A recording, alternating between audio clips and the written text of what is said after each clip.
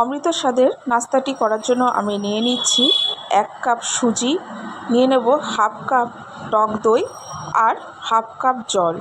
এবার এগুলোকে খুব ভালো করে মিশিয়ে নেব, তারপর ঢাকা দিয়ে রেখে দেব রেস্টে। এরপর একটা মিক্সিং জারের মধ্যে নিয়ে নিয়েছি টমেটো, 6 কোয়া রসুন, 1 ইঞ্চি আদা আর 2 টেবিল চামচ রোস্টেড বাদাম। সামান্য জল দিয়ে এর একটা মিহি পেস্ট আমি তৈরি করে নেব। অন্যদিকে একটা ফ্রাই প্যানে তেল গরম করে তার মধ্যে দিয়ে দিলাম গোটা জিরে, কারি পাতা, এগুলোকে একটু নাড়াচাড়া করে দিয়ে দিলাম পেঁয়াজটাকে হালকা গোলাপি রং করে ভেজে নেব। দিয়ে দিলাম ঝাল লঙ্কার গুঁড়ো।